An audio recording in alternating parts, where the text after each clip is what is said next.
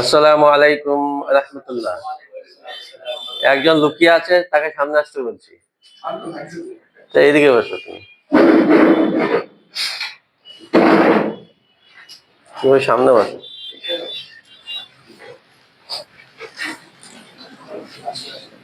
আচ্ছা, আপনারা সবাই কেমন আছেন? আলহামদুলিল্লাহ। আমরা আশিফা ট্রাস্টের অধীনে, আমি ডক্টর ইয়াদ আলী, প্রায় দীর্ঘ 4 বছর ধরে আমরা বিভিন্নভাবে workshop, one day workshop, free seminar এবং প্রফেশনাল 6 মান্থস কোর্সের মাধ্যমে আমরা চেষ্টা করেছি হিজামার সঙ্গে অন্যান্য চিকিৎসা ব্যবস্থা বা বিশেষ করে চিকিৎসা করার জন্য যে সমস্ত প্রাথমিক নলেজগুলো দরকার সেগুলো আমরা দিয়ে এরা গ্রামীণ স্বাস্থ্য পরিষেবা দান করে। বিভিন্ন হোমিওপ্যাথি ডাক্তার বা বিভিন্ন স্তরের স্বাস্থ্যকর্মী, তাদেরকে আমরা চেষ্টা করেছি জ্ঞান দিয়ে বা সর্বোচ্চ নলেজ দিয়ে তাকে সমৃদ্ধ করতে, যাতে গ্রামীণ পরিবেশে মানুষ, সাধারণ মানুষ সঠিক পরিষেবাটা পায়। বর্তমানকালে আমাদের সমাজের সবচেয়ে বড় সমস্যা হলো স্বাস্থ্য। স্বাস্থ্যের দুটো দিক আছে, একটা মানসিক, একটা শারীরিক। উভয় দিক দিয়েই বর্তমানে যত সময় এগিয়ে যাচ্ছে, সামনে যত আমরা এগিয়ে যাচ্ছি, ততই মানুষ সর্বশান্ত হচ্ছে, নিঃস্ব হচ্ছে এবং পেরেশানির মধ্যে দিয়ে অতিক্রম করছে। বিভিন্ন রকম চিকিৎসা, অ্যালোপ্যাথি চিকিৎসা, হোমিওপ্যাথি চিকিৎসা, আয়ুর্বেদিক চিকিৎসা, ইউনানি চিকিৎসা, বিভিন্ন রকম ব্যায়াম, যোগা, থেরাপি করছে। একদমই যে ভালো হচ্ছে না তা বলবো না, সবাই অনেকেই সুস্থ হচ্ছে, তারপরেও যেন কোথাও একটা থামতে থেকে যাচ্ছে। কিছু কিছু রোগ, বিশেষ করে যে সমস্ত রোগগুলোকে আমরা ক্রনিক রোগ হিসেবে চিহ্নিত করি, যেগুলো একটা মানুষের দেহে দীর্ঘ 3 মাসের বেশি ধরে থাকছে, তার চিকিৎসা হচ্ছে, তবুও সেখান থেকে নিরাময় করা যাচ্ছে না, সম্পূর্ণ সুস্থ হতে পারছে না। এমন অনেক অসুখ যেগুলো ধরুন ক্রনিক অসুখ হিসেবে আমরা মেডিকেল সায়েন্সে চিহ্নিত করি। তার মধ্যে অনেকগুলো আছে, যেমন ধরুন কেউ যদি মাথা চুল পড়ে যায়, টাক হয়ে যাচ্ছে, সেটা ক্রনিক অসুখ। চোখে ছানি হচ্ছে, চোখের পাওয়ার কমে যাচ্ছে, একবার চোখের পাওয়ার কমে গেলে সেটা কি ঠিক হওয়ার সম্ভাবনা আছে? বা ঠিক হচ্ছে কি আদৌ চিকিৎসাতে? হচ্ছে না। তাহলে এইটা কানের মধ্যে হিয়ারিং প্রবলেম হয়েছে, শুনতে পাচ্ছে না, বা কানের মধ্যে শব্দ হচ্ছে, সাই সাই শব্দ, বা টিনাইটাইস হচ্ছে। অনেকের অ্যালার্জি আছে, ক্রনিক সাইনোসাইটিস আছে, মাইগ্রেন আছে, ব্রঙ্কাইটিস আছে, টনসিলাইটিস আছে, অ্যাজমা আছে, ইসচেমিক হার্ট ডিজিজ আছে, প্রেশার আছে, সুগার আছে, থাইরয়েডের সমস্যা আছে, তারপরে ঘাড়ে ব্যথা, স্পন্ডিলাইসিস, কোমরের ব্যথা, লাম্বার স্পন্ডিলাইসিস, তারপরে পিঠে শিরদাঁড়ার ব্যথা, হ্যাঁ, ফাইব্রোমায়ালজিয়া, তারপরে হচ্ছে পায়ে হাতের যন্ত্রণা, হাঁটুর ব্যথা, বিভিন্ন গাঁটে গাঁটে ব্যথা, বহু রকমের অসুখ আছে যেগুলো আমরা বিভিন্ন মানুষ বিভিন্ন স্তরে বিভিন্নভাবে ভুগছি।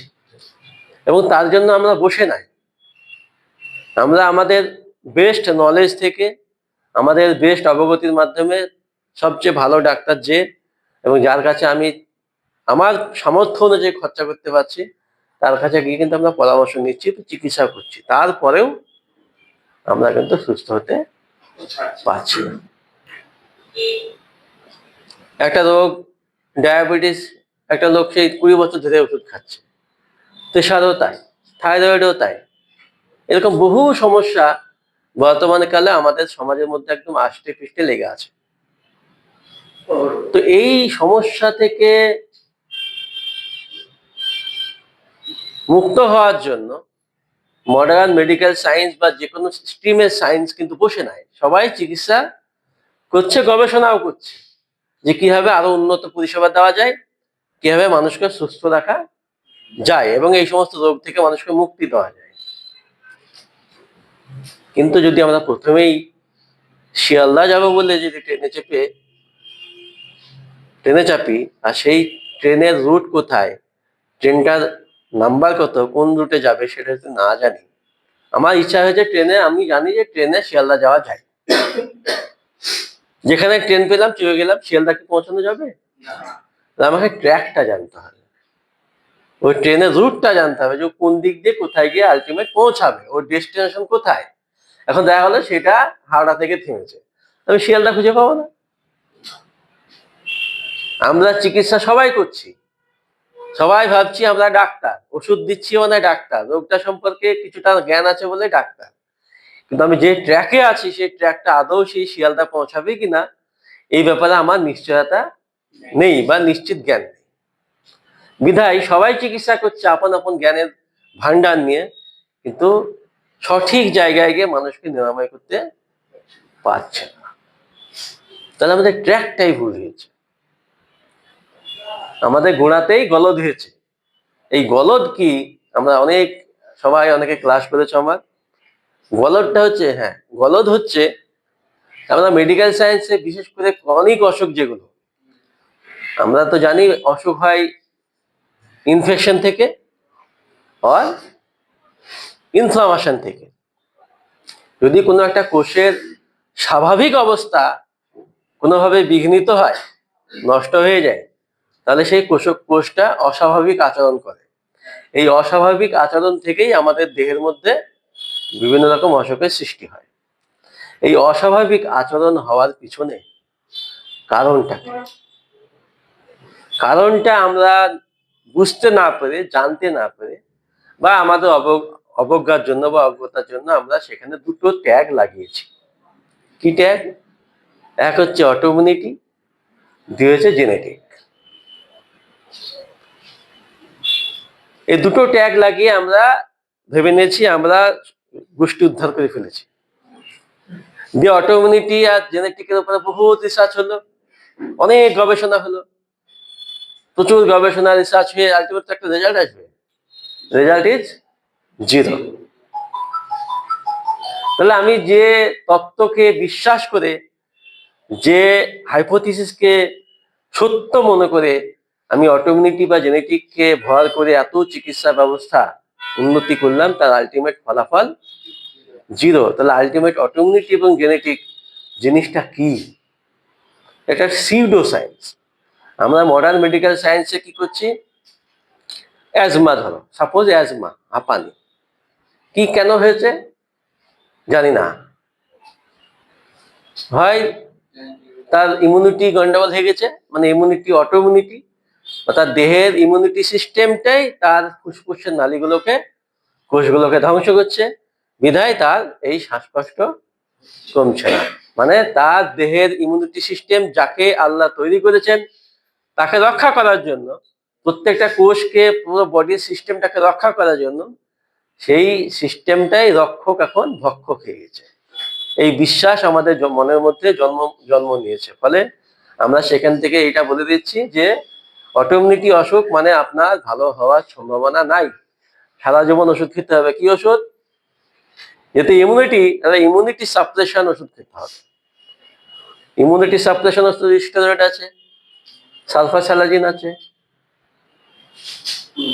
এই জাতীয় ওষুধ দিয়ে কি হয়, ইমিউনিটি যেহেতু রিয়াকশন হয় আমার বডিতে, একটা ইনফ্লামেটরি, মানে ওকে প্রোটেকশন করে, ফলে আমি তাকে থামিয়ে দিচ্ছি, কিন্তু অসুখের যে আসল জিনিস সেটা কিন্তু যাচ্ছে না। জেনেটিক কি?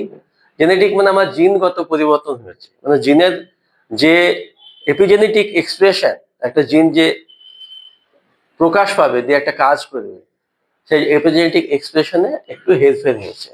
সেটা কেন হয়েছে জানি না, কিন্তু সেই জেনেটিক পরিবর্তন হয়ে আমার দেহের মধ্যে অসুখ হচ্ছে। এই ইমিউনিটি এবং জেনেটিক ইনভলভ আছে অসুখের ক্ষেত্রে, অবশ্যই আছে, কিন্তু ইনভলভ হওয়ার পিছনে কারণটা কি? আমি একটা কোনো জায়গায় গন্ডগোল হচ্ছে, সেখানে মাথা ঢুকালাম, তাহলে মাথা ঢুকানোর কারণটা কি? আমার যদি সেখানে কোনো ইন্টারেস্ট না থাকে, তাহলে আমি কেন মাথা ঢুকাতে যাবো? তাই জেনেটিক এবং ইমিউনিটি কেন মাথা ঢুকালো ওখানে? নিশ্চয়ই কোনো কারণ আছে। সেই কারণটা যদি আমি নির্মূল করতে না পারি, এই জেনেটিক আর ইমিউনিটির যে গল্প, সেটা ওইখানেই থেকে থাকবে এবং সেখান থেকে আমরা বেরোতে পারবো না। সেগুলো আমরা ক্লাসে আলোচনা শিখেছি, যে ইমিউনিটির জন্য মেনলি ইমিউনিটি সিস্টেম কখন অ্যাক্টিভেট হয়, যখন কেউ বাইরে থেকে কেউ আসবে, কোনো জীবাণু আসবে, কোনো ইনভেডার আসবে, কোনো ফরেন বডি আসবে, তখন বাহিরকার ফরেন বডি কি হতে পারে, বিভিন্ন রকম ভাইরাস হতে পারে, ব্যাকটেরিয়া হতে পারে, ফাঙ্গাস হতে পারে, অ্যামিবা হতে পারে। তাহলে বাহিরকার যত জিনিস ঢুকে দেহের মধ্যে, তার মধ্যে কোন জিনিসটা কোষের মধ্যে ঢুকে যায়? ভাইরাস। তাহলে ইমিউনিটির গন্ডগোল হওয়ার পিছনে, অটোইমিউনিটি গল্প তৈরি হওয়ার পিছনে আসল কালপ্রিট ভাইরাস। ঠিক তেমনি হবে জেনেটিক্স, জিন তো পুরো মলিকুল দিয়ে তৈরি, কেমিক্যাল জিনিস দিয়ে তৈরি, নিউক্লিওটাইড, নিউক্লিওসাইড, ফসফেট, এই সমস্ত জিনিসগুলো থাকে। তো সেইখানে জেনেটিক মিউটেশন হওয়ার জন্য, একটা জিনিস, একটা মলিকুলকে হেরফের করার জন্য, একটা বন্ডকে উল্টো পাল্টা করার জন্য কে কাজটা করতে পারে? যার বন্ড চেঞ্জ করে দেওয়ার ক্ষমতা রাখে, মানে যে ইলেকট্রন নিয়ে ঘুরে বেড়াচ্ছে বা যার মধ্যে ইলেকট্রনের অভাব আছে। কি হতে পারে? Reactive oxygen species, oxidant, oxidative stress, বিভিন্ন রকম heavy metal, mercury, aluminium, copper, nickel, cadmium. আর এগুলো আমাদের দেহের মধ্যে প্রতিনিয়ত, প্রতিদিন বিন্দু বিন্দু ঢুকছে। তাহলে এগুলো জেনেটিক এক্সপ্রেশন চেঞ্জ করছে, আর ভাইরাস ওইদিকে ভিতর থেকে ইমিউনিটির 12টা বাজিয়ে দিচ্ছে। তাহলে আলটিমেট দেহের মধ্যে, একটা কোষের মধ্যে স্বাভাবিক কাজকর্মের যে গতিশীলতা, ছন্দ, সেটা নষ্ট হয়ে নানা রকম অসুখের সৃষ্টি হচ্ছে। এগুলো আমরা সব আগে থেকে শিখেছি। তো আমরা আজকে যেটা শিখবো সেটা হচ্ছে মেয়েদের তলপেটের সমস্যা। আমাদের মুর্শিদাবাদ, এই আপনার মানে মানব সভ্যতায় যতগুলো মানুষ আছে পৃথিবীতে, তার মধ্যে অর্ধেক প্রায় মানুষ মেয়ে মানুষ, তাই তো? তো অর্ধেক মেয়ে মানুষের মধ্যে পার্থক্য কি? একটা ছেলে মানুষ, একটা মেয়ে মানুষের সাথে পার্থক্য, মূল পার্থক্য হচ্ছে একটা ক্রোমোজোমে, একটা ক্রোমোজোম, যেটা এক্স আর ওয়াই। এই ওয়াইটা যখন না থাকে, তখন যে এক্সটা মেয়েদের মধ্যে থাকে, সেই এক্স এর যে কিছু জিন আছে যেগুলো এক্সপ্রেস করে বেশি, ফলে ইস্ট্রোজেন হরমোন বেশি তৈরি হয়, মেয়েদের যে ব্রেনের ডেভেলপমেন্টটা কম তৈরি হয়, ব্রেনের মধ্যে স্মৃতিশক্তি বেশি বাড়ে কিন্তু কগনিশন কম হয়, ব্রেনের পাওয়ারটা কমে যায়, অনেকটা দেহের শক্তি কমে যায়। মেয়েদের চরিত্র যেরকম হওয়া উচিত, যার জন্য যেরকম উপযুক্ত, সেরকম ভাবেও তৈরি হয়। তো মেয়েদের তারপরে এই যে ইউটেরাস তৈরি হয়, ফ্যালোপিয়ান টিউব তৈরি হয়, ওভারি তৈরি হয়, মানে ফিমেল রিপ্রোডাক্টিভ সিস্টেম তৈরি হয়। যখন একটা বাচ্চা তৈরি হয়, যদি তার মধ্যে যদি ওয়াই না থাকে, তাহলে নর্মালি এই মুলেরিয়ান ডাকটা, ফিমেল রিপ্রোডাক্টিভ সিস্টেম যেটা হয়, সেটা তৈরি হবে। যদি ওয়াই থেকে যায়, সেটা বন্ধ হয়ে যাবে, ইনহিবিট হবে, ফলে ফিমেল ওই রিপ্রোডাক্টিভ সিস্টেমের ওই অঙ্গটা মেল জেনিটালে কনভার্ট হবে। তাহলে এই ফিমেল রিপ্রোডাক্টিভ সিস্টেমের মধ্যে যে সমস্ত অঙ্গগুলো রয়েছে, তার মধ্যে সবচেয়ে ইম্পর্টেন্ট কি কোনটা? সবচেয়ে ইম্পর্টেন্ট হচ্ছে ওভারি। কেন?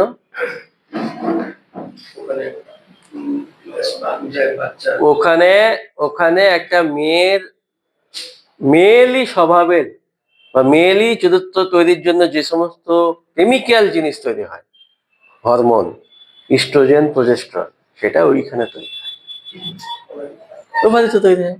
তাহলে ওভারি শুধু বাচ্চার জন্য ডিম ফুটায় না, কি তৈরি করে? পুরো বডির হরমোনের যে ব্যালেন্স, সেটাকেও ঠিক করে। তাহলে ওভারি, এই ফ্যালোপিয়ান টিউব আছে, ইউটেরাস রয়েছে। ইউটেরাসের কি কাজ? ইউটেরাস কিছুই না, ইউটেরাস হচ্ছে একটা ব্যাগ, একটা থলে, যেখানে বাচ্চাটা বড় হবে, যেখানে বাচ্চাটা শুধু বড়ই হবে না, সেখানে আকৃতিও পাবে। ইউটেরাসের বাইরে কিন্তু কোথাও আকার পাবে না। কোনো একটা বাচ্চা ডেভেলপ হচ্ছে, হ্যাঁ, 1979 সালে নরওয়ের একটা বিজ্ঞানী ছাগলের উপরে পরীক্ষা করেছিলেন। একটা ছাগলের শুক্রাণু আর ডিম্বাণু নিয়ে উনি একটা ল্যাব তৈরি করেছেন। ল্যাবের মধ্যে এমন একটা পরিবেশ তৈরি করেছেন যে যেভাবে মেয়েদের জরায়ুর নাড়িতে রক্ত সাপ্লাই, নার্ভ সাপ্লাই, তারপরে বিভিন্ন রকম লিম্ফ্যাটিক সাপ্লাই, পুষ্টি সাপ্লাই থাকে, সেইভাবে সমস্ত সিস্টেম এমনভাবে ডেভেলপ করেছিলেন যে দেখেছিলেন যে ওই শুক্রাণু এবং ডিম্বাণু মিলিত হয়ে কি তৈরি হয়।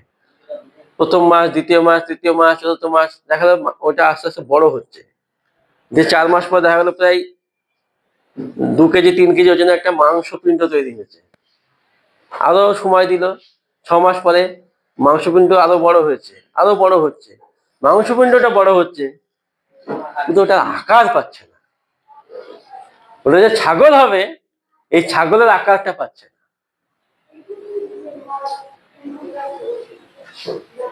তাহলে আকৃতি পাওয়ার জন্য একটা স্পেশাল জায়গা দরকার, আর এই আকৃতিটা আল্লাহ নিজে হাতে করেন।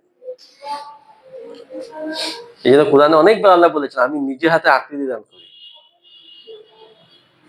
ফাসাওয়াকা ফাআদাল্লাহ একটা কথা আছে, ফাসাওয়াকা মানে আকৃতি দান করি, আল্লাহ নিজে আকৃতি দান করেন। তাহলে আকৃতি দান করতে গেলে ওই জিনের মধ্যে যা আছে তা দিয়ে হবে না, স্পেশাল শক্তির হাত লাগবে, আর সেটা আল্লাহ করে। আর এইটা করার জন্য আল্লাহ সব জায়গায় করবেন না। যেখানে আত্মা আছে, নফস আছে, সেই নফসের সঙ্গে সংশ্লিষ্ট, সম্পৃক্ত এবং সংযুক্ত কোনো মিডিয়ামে করবেন, কোনো পাত্রে করবেন, আর সেটা হচ্ছে ইউটেরাস। যে কোনো প্রাণীর ইউটেরাস বা নারী, জরায়ুর নারী, সেইখানেই উনি আকৃতি দান করবেন। কেন করবেন? সেখানে আল্লাহ তাআলা রুহুল কুদ্দুসের মাধ্যমে রাহেবা করেন। সূরা নিসার 1 নম্বর আয়াতে এটা আছে। ওই জরায়ুর নারীর উপরে আল্লাহ রাহেবা করেন, আরোহণ করেন, যে ওই সময় উনি আকৃতিটা দান করেন। তাহলে আকৃতি দান করলে এবার ওই বিজ্ঞানী কিন্তু আকার দিতে পারলো না, মাংসপিণ্ড ঠিকই তৈরি হলো। মানে আল্লাহ যেভাবে সিস্টেম তৈরি করেছেন, মানে যে কোনো মলিকুল তৈরি হওয়ার জন্য যে সমস্ত সায়েন্স আল্লাহ নিয়ম বেঁধে দিয়েছেন, আইন তৈরি করে দিয়েছেন, সে আইনে সব হচ্ছে, কিন্তু আকারটা হচ্ছে না। তাহলে আকৃতি পাওয়ার জন্য জরায়ুর নাড়ি দরকার। সেই জরায়ুর নাড়ি কিন্তু বিশাল গুরুত্ব দিয়েছে, কারণ এই জরায়ুর নাড়ি না থাকলে আদম থেকে এই পৃথিবীর শেষ পর্যন্ত যে কোটি কোটি কোটি কোটি মানুষ, সেই মানুষের বিস্তার হতো না। এই জন্যই আজকে আমরা জরায়ুর নারী বা মেয়েদের তলপেটের সমস্যাটা বেশি গুরুত্বপূর্ণ মনে করছি, যেহেতু জনসংখ্যার অর্ধেক মহিলা, আর মহিলাদের তলপেটের সমস্যা এখন প্রকট। তাছাড়া এখন আগেকার মেয়েরা, মায়েরা 50-60 বছর 100 বছর আগে ধরুন একটা মেয়ের কোনো ওষুধ খায়নি, কোনো স্পেশাল কেয়ার নেয়নি, বাড়িতে প্রচুর কাজ করেছে, বাড়ির মাঠের ক্ষেতের যাবতীয় কাজ, বাড়ির কাজ, পুরুষের কাজ, সন্তানাদি মানুষ করার কাজ, সমস্ত কাজ করার পরে সেই মেয়েরা সুস্থ শরীরে 50 বছর বয়স পর্যন্ত বাচ্চা প্রসব করতে সক্ষম হয়েছে। কারো 10টা, কারো 12টা, কারো 15টা, কারো 20টা, এমনকি 25টাও বাচ্চা হয়েছে। কোনোদিন স্বাস্থ্যকেন্দ্রে যায়নি, কোনোদিন ইঞ্জেকশন নেয়নি, হসপিটালেও যায়নি, সিজারও করেনি। সেই সেই সিচুয়েশনটা পরিবর্তন হয়ে গেল, সেই পরিবেশটা উল্টিয়ে গেল। কেন? সেই সমস্ত মেয়েদের দেহের যে সমস্ত জিন দিয়ে তৈরি, এখনকার মেয়েরা কি অন্য জিন দিয়ে তৈরি? না। মানে কেন? তাদের যা দেহে যা জিন ছিল, আমাদের দেহ তাই জিন আছে, কেন পরিবর্তন হয়ে গেল? এটা ভাবার বিষয় আছে। ওই সমস্ত জিনিসগুলো বোঝানোর জন্যই আজকে আমাদের এই বিশেষ সেমিনার। এবং যেহেতু আমাদের অনেক ছাত্রছাত্রী বাইরে বিভিন্ন জায়গায় প্র্যাকটিস করছে, কে কেমন করছে, কার কি সুবিধা অসুবিধা হচ্ছে, বা তারা যাতে কন্টিনিউয়াস একটা আপডেট থাকে এই শিক্ষার পরেও, মানে কিছু কন্টিনিউ শিক্ষার মধ্যে আছি, তাহলে আরো আপগ্রেড হবে, আরো উন্নত হবে, আরো ভালো পরিষেবা দিতে পারবে। এই সেমিনার আমরা এর আগেও 2বার করেছি, আজকেও করছি, আবার করবো ইনশাল্লাহ, তো যাতে কন্টিনিউ শিখতে পারি। তো চলুন আজকে আমরা এটা শিখি, শুরু করি। মানে মেয়েদের তলপেটের সমস্যা আগে জানি। আমাদের এখানে যারা আছেন কে কে প্র্যাকটিস শুরু করেছেন বা কে কে প্র্যাকটিস করেন একটু হাত তুলেন তো। না, হাত তুলেন, যে যে প্র্যাকটিস করেন হাত তুলেন। মিনাজ তো ল্যাবে কাজ করে, আর কে? চিকিৎসা পরিষেবা যে যা করো, মানে যে যা চিকিৎসা পরিষেবা দাও একটু হাত তুলো। আর কেউ করো না? করেছেন? আপনি তো করেন, অল্প অল্প করেন। আচ্ছা, চিকিৎসা পরিষেবা দিতে গিয়ে মহিলাদের, মানে মহিলা রোগী কে কেমন পেয়েছো, মানে কার কতটা পার্সেন্টেজ মহিলা? তো 10টা রোগী দেখো, 10টার মধ্যে ধরো কারো 5টা, কারো 10টায় মহিলা, হয়তো কারো 5টা আছে, দুটো, কারো একটা, এরকম। তুমি তো ফিজিওথেরাপি করো, সেটা আলাদা। তুমি বলো, তুমি তো জানো তাহলে ভালো। মেয়েদের প্যারালাইসিস মানে কিরকম প্যারালাইসিস? মুখে? বয়স তো। তাহলে ওটা কারণ আছে, বলছি পরে। তাহলে অনেকেই যুক্ত আছে, অনেকেই যুক্ত নাই। মানে অনেকেই যারা যুক্ত নেই তারা হয় আত্মবিশ্বাসের অভাব, যারা এখনো করতে পারেনি তারা আত্মবিশ্বাসের অভাব, অথবা পরিবেশ পায়নি, বা সেই সুযোগ পায়নি, বা সেই পরিস্থিতির মধ্যে দিয়ে এখনো যেতে পারেনি, বা টাকা পয়সা রেডি করতে পারেনি। কারণ একটা ক্লিনিক চালু করতে গেলে অনেক পয়সা খরচা হবে, ঘর করতে হবে, অনেক কিছু ব্যাপার আছে। তো আমার পরামর্শ হচ্ছে প্রত্যেকে শুরু করো। শুরু করো এই জন্যই যে তুমি তোমার আশেপাশের আত্মীয় স্বজন, পাড়া প্রতিবেশী, বন্ধু বান্ধবদের তুমি পরামর্শটা দেওয়া শুরু করো। একটা একটা কেস তুলে তার উপরে তুমি পরীক্ষা চালাও, যে তোমার আত্মবিশ্বাস বাড়াও। হ্যাঁ, তারপরে আন্দাজে করবে না। যদি কোথাও কনফিউশন হয় তুমি জানো, ভিডিওগুলো দেখো, জিজ্ঞেস করো, শুরু করো। শুরু করতে করতে 10টা যখন দেখা হবে তখন অটোমেটিক্যালি একটা তোমার কনফিডেন্স চলে আসবে। আর কনফিডেন্স যখন আসবে তখন নিজেই চলতে থাকবে। গাড়ি কিন্তু আপনা আপনি চলে, গাড়িতে তেল আছে, ট্যাঙ্কিতে তেল ভরা আছে, ব্যাটারি আছে, সবই আছে, কিন্তু গাড়ি আপনা আপনি চলবে না, স্টার্ট দিতে হবে। স্টার্ট দিয়ে তারপরে কিন্তু তোমাকে অ্যাক্সেলারেটর পা দিতে হবে, সেটা শুরু করতে হবে। এবার প্রথমে ভয় করছে যে স্টিয়ারিং কোন দিকে চলে যায়, কোথায় গিয়ে পড়ি, এইসব নানা রকম ভয় আছে। তো তুমি স্টিয়ারিংটা সোজা করে ধরে রাখো। হ্যাঁ, আস্তে আস্তে চলো, আস্তে আস্তে যখন অভ্যাস হচ্ছে না তখন সব ঠিক হয়ে যাবে। ওইটা বার করে দেন তো, ওইটা ফাইলটা বার করে দাও। আমার বাবাকে হেজমা করেছিলাম, মানে ঘাড়ে। কোশ্চেন অ্যান্সার শেষে হবে, আগে শুনে যাও, আর রিলেটেড কোনো কোশ্চেন থাকলে ওটা বলবো।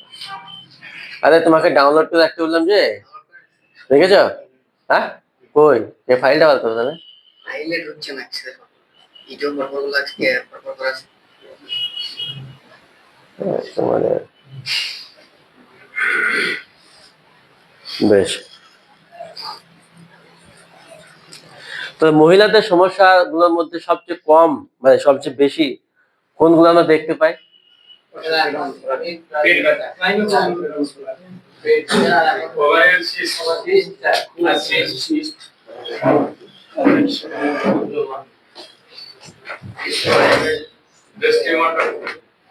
Breast tumour.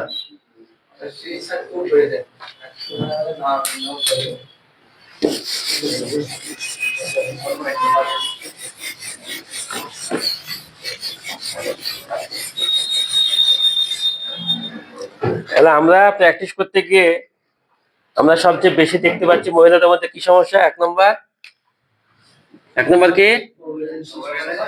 Ovarian cyst. 2 নম্বর কি? লিউকোরিয়া, সাদা স্রাব। আর ব্রেস্ট টিউমার।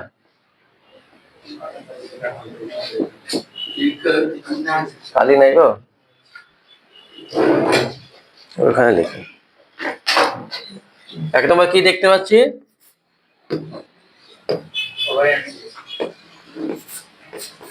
পিসিওএস।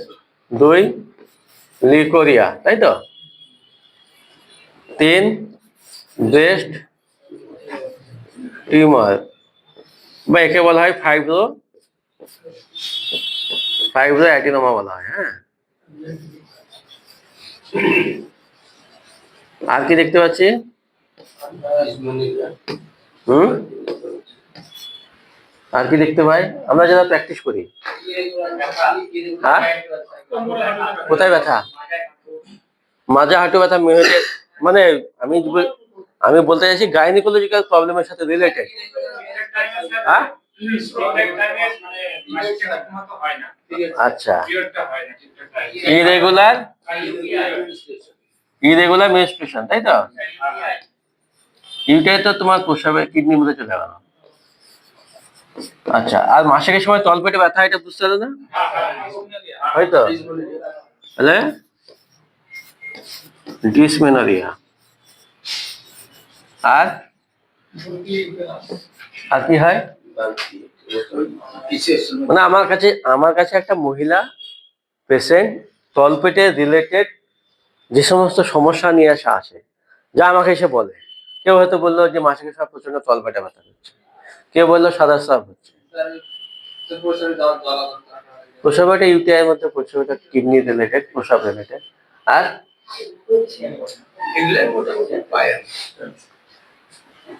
এগুলো বেশি পায়। আর ডিসফাংশনাল ইউটেরাইল ব্লিডিং, মানে ধর ব্লাড হচ্ছে, ব্লিডিং হচ্ছেই তো হচ্ছেই, বন্ধই হচ্ছে না। আর কি পাওয়া যায়? অ্যামোনেরিয়া, মানে মাসিকই হয় না, পাওয়া যায়। আর কি পাওয়া যায়? তাহলে আমরা দেখতে পাচ্ছি মেয়েদের তলপেটে রিলেটেড। তলপেটে তাহলে কি কাজ আমাদের জানতে হবে। তলপেটে মেন কাজ হচ্ছে নিয়মিত মাসিক তৈরি করা। তাহলে অনিয়মিত মাসিক একটা অসুখ, মাসে মাসে ব্লিডিং হবে, অসময়ে ব্লিডিং হবে না। তাহলে অসময়ে ব্লিডিং হলে ডিসফাংশনাল ইউটেরাইল ব্লিডিং, ঠিক আছে? বাচ্চা ধারণ করা, বাচ্চা আসছে না, ইনফার্টিলিটি। মাসিক নিয়মিত হচ্ছে কিন্তু মাসিক একদমই বাদ হয়ে গেছে, হচ্ছেই না, তাহলে অ্যামোনেরিয়া। তারপরে মাসিকের সময় ব্যথা হবে না কিন্তু কিন্তু ব্যথা হচ্ছে, তাহলে ডিসমেনোরিয়া। মাসিক হচ্ছে ঠিকই, কিন্তু কখনো 1.5 মাস পরে, কখনো 3 মাস পরে, কখনো 20 দিন পরে, কখনো 10 দিন পরে, অনিয়মিত মাসিক, তাহলে ইরেগুলার মেনস্ট্রুয়েশন। আর কি? মেয়েদের ব্রেস্টে গোটা গোটা হয় মাসিকের সময় বা তার আগে, ব্যথা হয়, খুলে যায়।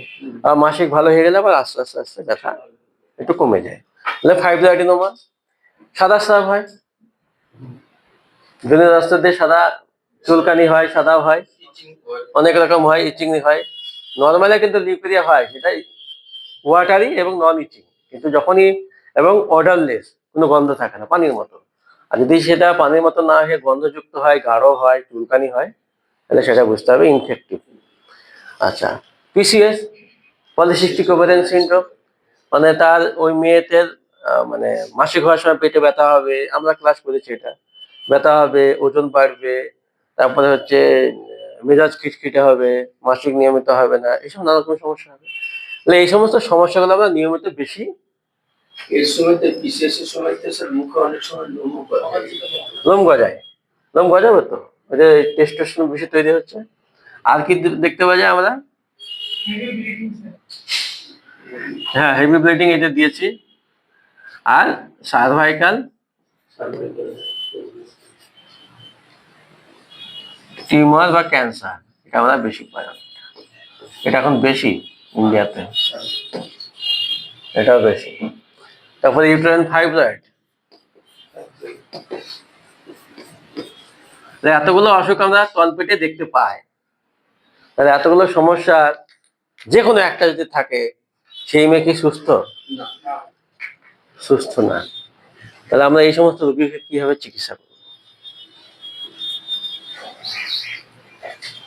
আমরা গ্রামে বসে যেখানে বসছি, সেখানে 2 পয়সা রোজগার যেমন হবে, তেমনি মানুষের যাতে নিশ্চিতভাবে সঠিক পরিষেবাটা দিতে পারি, সঠিক পরামর্শ দিতে পারি, তার একটা ব্যবস্থাও আপনি করবেন।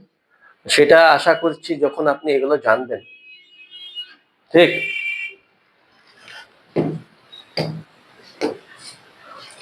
তো আমরা আজকে সেই মহিলাদের তলপেটের সমস্যা নিয়ে একটা হলিস্টিক্যালি মডার্ন মেডিকেল সায়েন্স এবং ইন্টিগ্রেটিভ অ্যাপ্রোচে কিভাবে একে খুব সহজে সঠিক ডায়েটে, সঠিক পরামর্শে ও কিছু কিছু সাপ্লিমেন্ট দিয়ে সেই পেশেন্টকে সম্পূর্ণভাবে সুস্থ করা সম্ভব যায়, সেটা নিয়ে আলোচনা করব। এমনকি ব্রেস্টের ফাইব্রয়েডিনোমা থেকে শুরু করে মেয়েদের ইউটেরাসের যে টিউমার হয়, ফাইব্রয়েড হয়, সেগুলোও আমরা কিন্তু ওষুধের মাধ্যমে সম্পূর্ণ ঠিক করতে পারি। এর আগের দিন ক্লাসের জন্য কাকে দেখাচ্ছিলাম, কাদের ক্লাস ছিল? হ্যাঁ, দেখাচ্ছিলাম। তা আমরা এখানে মেডিকেল সায়েন্সের দর্শন, হলিস্টিক ইন্টিগ্রেটিভ চিকিৎসার একটা বিশদ গবেষণা প্রতিবেদন তৈরি করছি, প্রকাশ করব। এটা কি?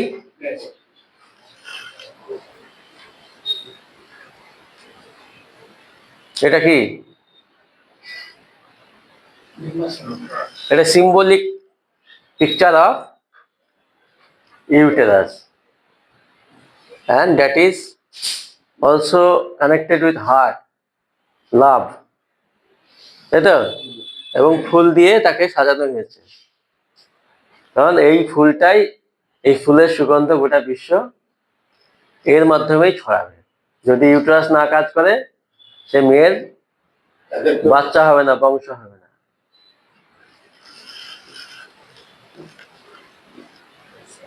আচ্ছা, এখানে আমি একটা কথা বলি। এর আগে আমাদের ওই নভেম্বরের 30 তারিখে একটা রেজাল্ট হয়েছিল আমার এমডি, অনেকেই বলেছিল যে খাওয়াতে হবে। তো আমি বলেছি ঠিক আছে খাওয়াবো, কিন্তু খাওয়ানো যখন হবে তো সেই দিন আমি তাহলে একটা সেমিনার করে দেবো, সবাই যখন আসছে। সেই একটা, এটাও একটা উদ্দেশ্য যে আজকে সবাই এক জায়গায় হচ্ছে। তো এই জন্য আমাদের সমস্ত কাজের শেষে বিরিয়ানির ব্যবস্থা করা আছে, ঠিক আছে?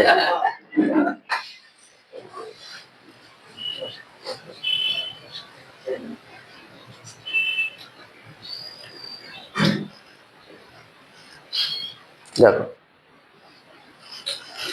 আচ্ছা এইখানে কোনটা সামনের দিক একটু বলো তো, এই দিকটা কোনটা, এই দিকটা কোনটা?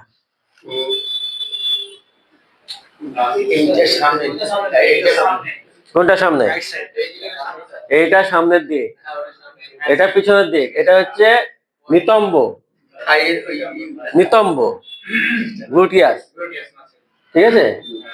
দেখো, সামনের দিক থেকে যাই, মানে এই দিক থেকে যদি আমি যাই, প্রথমে যে পড়বে এই যে এটা চামড়া, মন্স পিউবিস, তারপরে কি পিউবিক হাড়। এই পিউবিক হাড় দুই, এদিকে একটা আছে, এদিকে দুই দিকে এই দুটো পিউবিক হাড় এইভাবে থাকে। এইখানে দেখবে একটা শক্ত ভাব হাড় থাকে। এই পিউবিক হাড়ের এই দুটো জয়েন্টটা কিন্তু মোবাইল জয়েন্ট, এই জয়েন্টটা কিন্তু ফিক্স না, সরে যায়। এরকম বড় হয় আবার ছোট হয়। যখন তোমার প্রজেস্টেরন বাড়বে, তখন এই হরমোনের যে জয়েন্টের যে কাজ, মানে যে শক্তিভাব, সেটা কিন্তু আস্তে আস্তে কমে যায়। ফলে কি হয়, রিল্যাক্স হবে। যখন বাচ্চা প্রসব করে তখন এই দুটো জয়েন্ট কিন্তু আস্তে আস্তে বড় হয়। বাচ্চা এইটা বড় হলে রাস্তাটা বড় হবে, বাচ্চা হয়ে যাবে, আবার নর্মাল হয়ে যাবে। সে হার হচ্ছে এটা। তার নিচে কি থাকে? এটা কি? প্রস্রাবের থলি।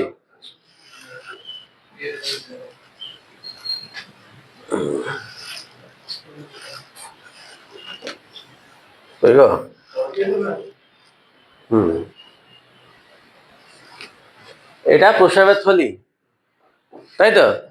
প্রস্রাবের থলি, এই প্রস্রাবের থলির মধ্যে কি থাকে? ইউরিন থাকে। এই ইউরিনটা কোত্থেকে আসে? কিডনি থেকে আসে। এই ইউরিনটা এই যে ব্লাডারে ঢুকছে, এই যে দেখো একটা ফুটো আছে, দেখতে পাচ্ছ? এটা হচ্ছে ইউরেটারের ফুটো। প্রতি কিডনিতে প্রতি 1 মিনিটে কতটুকু প্রস্রাব তৈরি হয়? প্রতি 1 মিনিটে কতটুকু প্রস্রাব তৈরি হয়? মুর্শিদা বলো। না, প্রতি 1 মিনিটে 1 ml করে প্রস্রাব তৈরি হয়। 2 কিডনি থেকে তো 2 ml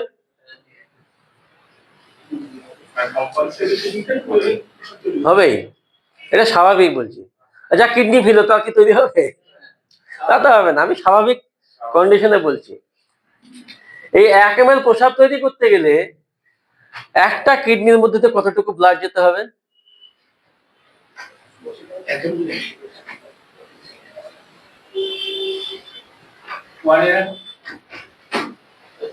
তাহলে যতটুকু ব্লাড নামবে সবই প্রস্রাবে বেরিয়ে যাবে? কতটুকু?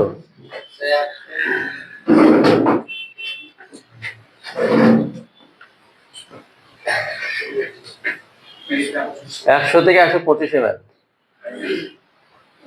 যদি কোনো কিডনির প্রতি মিনিটে 100 থেকে 125 ml ব্লাড ফিল্টার না করতে পারে,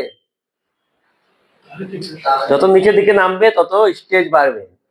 যদি 100 থেকে 125 করে নর্মাল, যদি এই 80 থেকে 100 করে তাহলে গ্রেড 1 কিডনি ফেলিওর। আবার ধরুন 60 থেকে যদি 80 করে গ্রেড 2, আবার যদি 40 থেকে 60 করে গ্রেড 3,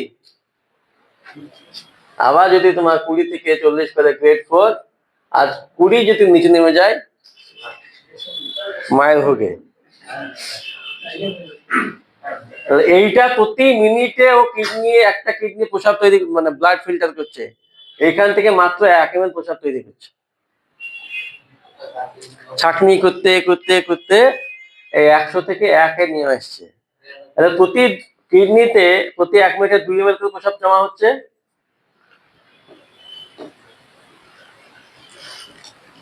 তাহলে এইটার ভলিউম হচ্ছে 500 ml। 500 ml হতে কত সময় লাগবে?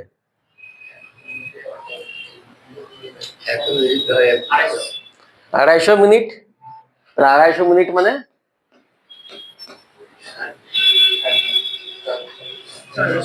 প্রায় 4 ঘন্টা। তাহলে 4 ঘন্টা পর পর স্বাভাবিক প্রস্রাব হবে, হয়তো? তাই তো হয়। 4 ঘন্টা পর পর স্বাভাবিক ভাবে প্রস্রাব হবে। যদি এইখানে কোনো গন্ডগোল থাকে, ধরো এখানে কোনো ইনফেকশন হয়েছে, এটা ছোট হয়ে গেছে, কোনো টিউমার হয়ে গেছে, এই রাস্তায় কোনো ব্লক তৈরি হয়েছে, তাহলে কি এখানে সবসময় কিছু প্রস্রাব থাকবে? তাহলে 500 ml মধ্যে ধরুন 400 ml বেরিয়ে গেল, তাহলে 100 ml থাকলো, তাহলে এবার 400 ml ভর্তি হতে আরো সময় কম লাগবে, তাহলে 3 ঘন্টা লাগবে। এবার এইখানে 100 জায়গায় 200 ml ভর্তি হয়েই থাকছে, তাহলে 300 ml, 2 ঘন্টা পর পর প্রস্রাব হবে। যত বেশি বেশি ভর্তি থাকবে তত কম সময়ে ভর্তি হবে, তাহলে ঘন ঘন প্রস্রাব হবে। শীতকালে বেশি হবে, কারণ শীতকালে মাংসগুলো বেশি কুচকে থাকে, তো এগুলো এই মাংসগুলো কুচকে থাকে বলে স্পেসটা ছোট হয়ে যায়। তাহলে এটা তো প্রস্রাবের নালী। তার পিছনে কি আছে?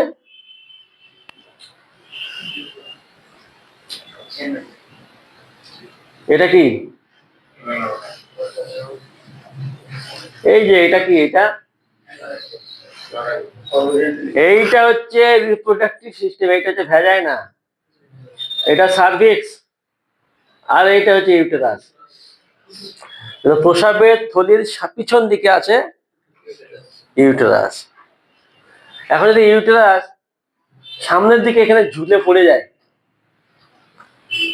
কোনো মহিলা বয়স্ক মহিলাতে হয় বেশি, এই ইউটেরাসটা এখানে সামনে ঝুলে পড়ে গেছে, তাহলে ব্লাডের উপর চাপ পড়বে, ব্লাডের চাপ পড়লে ব্লাডটা কি হবে? কুচকে থাকবে, তাহলে প্রস্রাবের লোডটা কম হবে, তাহলে কম জায়গা দখল করতে হলে ঘন ঘন প্রস্রাব। তাহলে ইউটেরাস যদি ভারী হয়ে যায়, ইসলাম সামনে ঝুঁকে পড়ে যায়,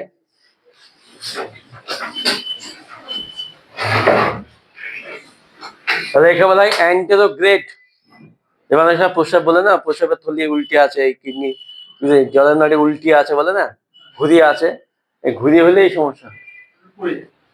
তাহলে এখানে লোড পড়লেই সবসময় ঘন ঘন প্রস্রাব হবে। তাহলে এইখানে হচ্ছে জলের নাড়ি, এটা হচ্ছে ভ্যাজাইনা, এটা সার্ভিক্স। তার পিছনে কি আছে?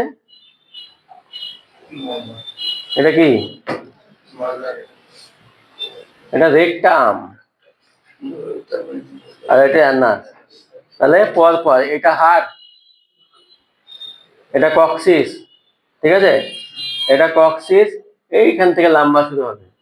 তাহলে কক্সিস 1 2 3 4, 4 তাহলে এই কক্সিস প্রথম পিছন থেকে হার্ট, রেকটাম, জরায়ুর নাড়ি, তারপরে প্রস্রাবের নাড়ি। পর পর কি কি থাকছে? সামনে থেকে প্রস্রাবের থলি,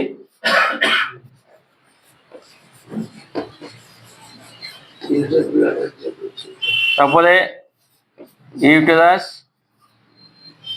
তারপরে রেকটাম,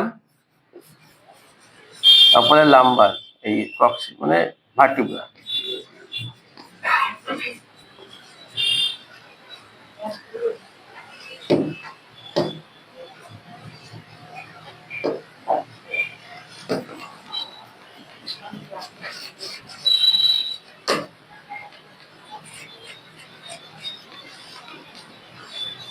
এটা বুঝেছেন তো? তাহলে এখন কোনো মেয়ে মাসিকের সময় বলছে আমার তলপেটে খুব ব্যথা, তা তলপেটে যখন এতগুলো জিনিস আছে, এই ব্যথা কোথা থেকে হয়েছে কি বুঝবো? আমি এতক্ষণ ধরে এইগুলো বললাম এই জন্য যে এইটা বোঝানোর জন্য যে শুনুন আজকে, হ্যাঁ, তাহলে আপনি এদিকে বসলে ভালো হবে, বুঝতে পারবেন ভালো। তলপেটে, যদি ইনি হোমিওপ্যাথি ডাক্তার কিন্তু আবার লয়ার, হোমিওপ্যাথি ডাক্তার না আপনি? তাহলে তলপেটের এতগুলো জিনিস আছে, এখন মেয়ে কোনো একটা মহিলা এসে বলছে আমার তলপেটে, তলপেট মানে নাভির নিচে অংশটা ব্যথা করছে, তাহলে ব্যথাটা কোথা থেকে কি হতে পারে? প্রস্রাবের থলি থেকে হতে পারে, ইউট্রাস থেকে হতে পারে, ইউট্রাসের দুই সাইডে এই যে ফ্যালোপিয়ান টিউব আছে এখানে হতে পারে, ওভারি আছে এখান থেকে হতে পারে, আর কোথা থেকে হতে পারে? এই ভিতরে যত রকম অ্যাডনেক্স আছে, পেরিটোনিয়াম আছে, সেখান থেকে হতে পারে। তা আমাকে এক্সপ্লোর করতে হবে তার ব্যথাটা ঠিক কোন জায়গা থেকে। এখন ব্লাডার থেকে যদি ব্যথা হয়, তা কোথা থেকে ব্যথা কি বুঝবো? ব্লাডার থেকে ব্যথা হলে বুঝতে হয়েছে সে প্রস্রাব ঘন ঘন করবে, আর প্রস্রাবে জ্বালা হবে, আর যেহেতু ইনফেকশন হয়েছে তাহলে জ্বর থাকবে। তাহলে যদি ব্লাডার থেকে হয় তাহলে কি কি থাকবে? ফিভার থাকবে, হ্যাঁ, ফ্রিকুয়েন্ট ইউরিনেশন থাকবে,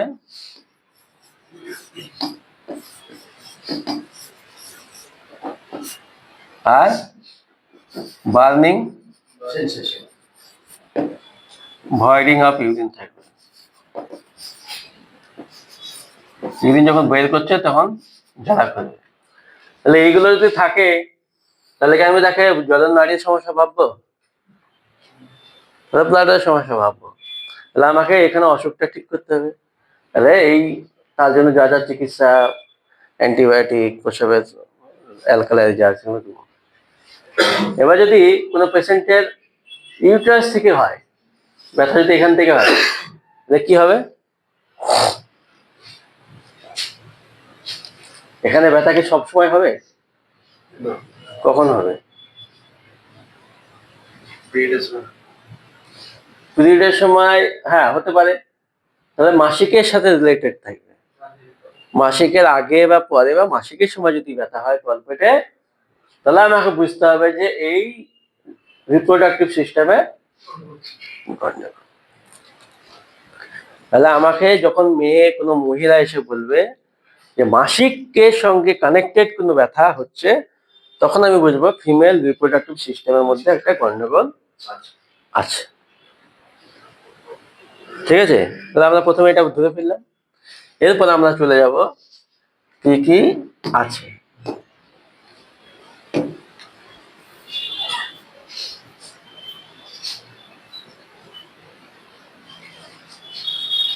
ফিমেল রিপ্রোডাক্টিভ সিস্টেমে এতগুলো জিনিস আছে।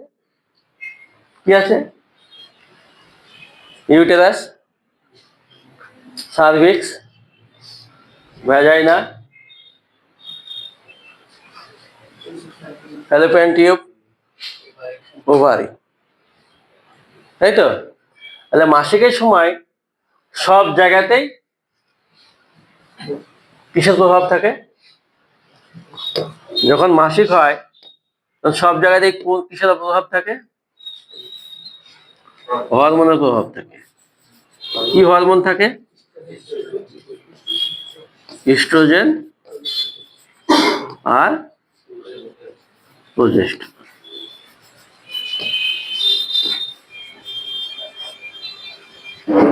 ইস্ট্রোজেন প্রোজেস্টেরন পুরো অঙ্গটাই কাজ করবে। এখন ইস্ট্রোজেন কি করে? ইস্ট্রোজেন কি করে? পুরো বিষয়টাকে কনস্ট্রাকশন করে, গড়ে, ওকে প্রিপেয়ার করে, মেরামত করে। আর প্রজেস্টেরন কি করে? ভেঙে দেয়। কিভাবে করে? পরে পরে আসছি। আমরা এটা কি জানি? এটা কি গো? ভ্যালোপিয়ান টিউব। এটা কি? এটা ফিমব্রি। এটা ও এমনি এরকম সবসময় নড়ছে, সিলিয়া আছে। যখনই ডিমটা ফুটবে বের করবে, সঙ্গে সঙ্গে গ্র্যাপ করে এদিক দিয়ে ঢুকে দেবে। এই যে ডিমটা বেরিয়েছে, সঙ্গে সঙ্গে ঢুকে এখানে ঢুকিয়ে দিচ্ছে। এইখানে গিয়ে এই ডিমটা এইখানে ওয়েট করবে। তার জন্য ওয়েট করবে স্পার্মের জন্য। মানে এটা হচ্ছে অ্যাম্পুলা ভ্যাটার। এই দেখে স্পার্ম ঢুকছে, স্পার্ম ঢুকছে, স্পার্ম ঢুকছে, স্পার্ম ঢুকছে, কোটি কোটি। 1 ml স্পার্মে কতটা সিমেনে কতটুকু স্পার্ম থাকে? এই যে 1 ml সিমেন, তার মধ্যে কতটুকু স্পার্ম থাকবে?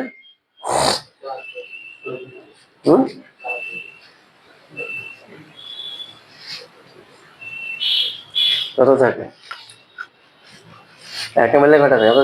নর্মালি 5 ml ধরো, 5 ml 40 কোটি থাকে, 4 থেকে 40 কোটি।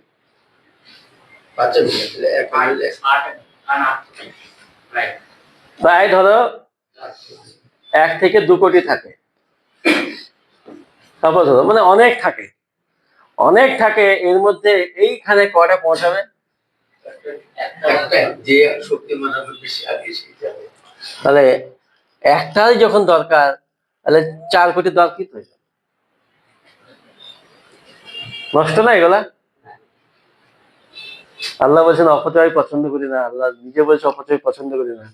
তাহলে এখানে একটা দরকার, 4 কোটি দিয়ে লাভ কি? এটা আল্লাহর অপচয় হচ্ছে না? কেন উনি 4 কোটি দিলে? অবশ্যই কাজ আছে। কেন 4 কোটি কি দরকার? আমার 3,99,99,999 তো নষ্ট। কেন? ওদের তৈরি করতে শক্তি লাগেনি? অনেক কিছু লেগেছে, তো এগুলো নষ্ট হচ্ছে কেন?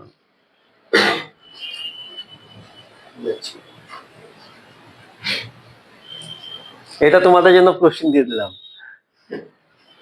উত্তর কিন্তু আছে, খুব ভালো উত্তর আছে, ইন্টারেস্টিং।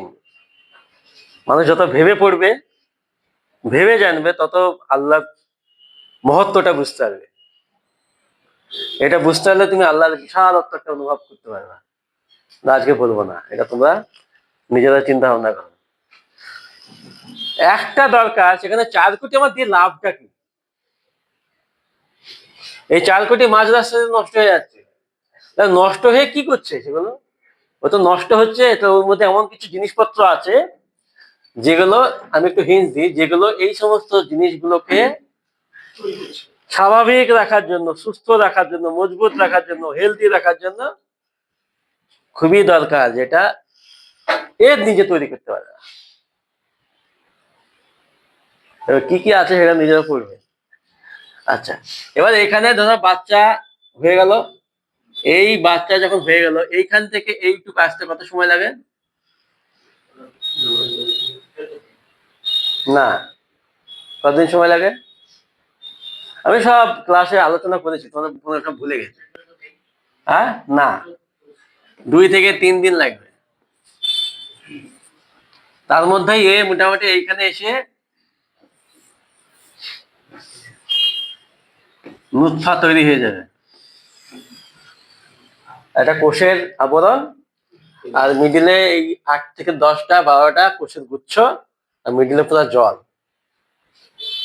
এটা তৈরি হয়ে যাবে। এইটা যদি এর মধ্যে থাকে তাহলে কি সমস্যা? এই স্ট্রাকচারটা যদি এর মধ্যে থাকে কি সমস্যা? এ তো নালি, চুপকে যাবে, ফেটে যাবে, তো জল, এটা ফেটে যাবে, তাহলে ও কি আর ভায়াবল হবে, বেঁচে থাকতে পারবে না? তাহলে সেই এই অবস্থা তৈরি হওয়ার সাথে সাথে বা তার আগেই একে এই জায়গাতে নিয়ে আসতে হবে। আর ঠিক এইখানে এসে তখন ও যখন এখানে ইমপ্ল্যান্ট হবে তখনই পরের স্টেপে চলে যাবে। তারপরে বাচ্চা এখানে আস্তে আস্তে আস্তে আস্তে পড়ে। এখানে অনেকগুলো স্টেপ আছে, নুৎফা হবে, মুজগা হবে, আলাকা হবে, অনেক কিছু স্টেপ গুলো সব আছে, তোমরা পড়ে নেবো। তাহলে আমাদের এইখানে বাচ্চা হওয়ার সিস্টেম হচ্ছে। তাহলে এই যে পুরো সিস্টেমটা তৈরি করছে, কাজগুলো করছে, এটা করার জন্য কে দরকার? ইস্ট্রোজেন হরমোন দরকার। ইস্ট্রোজেন হরমোন কোথা থেকে তৈরি হচ্ছে? ওভারি থেকে। ওভারি থেকে এইখান থেকে যে ইস্ট্রোজেন হরমোন তৈরি হচ্ছে, এ কি সবসময় তৈরি করবে ইস্ট্রোজেন হরমোন? এই জায়গাতে যতটুকু ইস্ট্রোজেন হরমোন দরকার সেই হরমোনটা এখান থেকে তৈরি হবে, আর বডির অন্যান্য পার্টে যে ইস্ট্রোজেন হরমোন দরকার সেটা তৈরি হবে অ্যাড্রিনাল গ্ল্যান্ডে। কর্টেক্সের সেক্স স্টেরয়েড, যেখানে স্টেরয়েড লাগে কি থেকে তৈরি হয়? কোলেস্টেরল থেকে। এখানে 19টা স্টেপ আছে, 19টা কেমিক্যাল স্টেপের মাধ্যমে কোলেস্টেরল থেকে সেক্স স্টেরয়েড স্ট্রাটাল তৈরি হয়, যেটা তোমার পুরো দেহের মধ্যে কাজে লাগে। সেটা নর্মালি একটা মেয়েকে যেমন চুল বাজাতে কাজে লাগে, মুখে দাড়ি না হতে কাজে লাগে, তারপরে হচ্ছে ব্রেস্ট ডেভেলপমেন্টে কাজে লাগে, মেয়েলি স্বভাবের জন্য কাজে লাগে, এই সমস্ত জিনিসের জন্য এই হরমোন থাকে।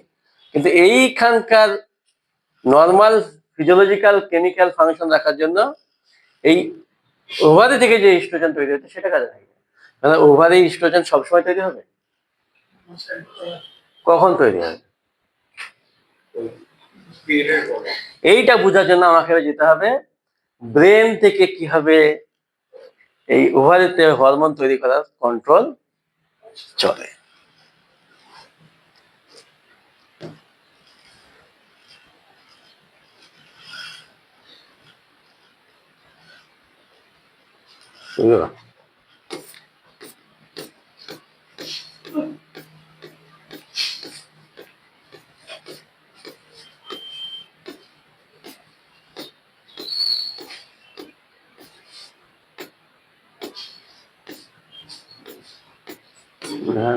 আমি বলে দিচ্ছি, আমাদের ব্রেনের যে কোনো কেমিক্যাল বা হরমোন তৈরি হওয়ার জন্য ব্রেন থেকে নিয়ন্ত্রণ হয়। তো আমি এগুলো ক্লাসে বলেছি, কোথা থেকে তৈরি হয়?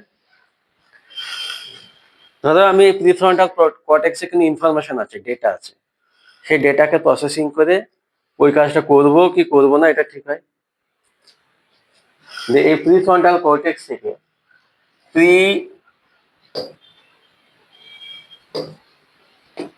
প্রিফ্রন্টাল কর্টেক্স এ কি করবে? এর নিউরোট্রান্সমিটার দিয়ে,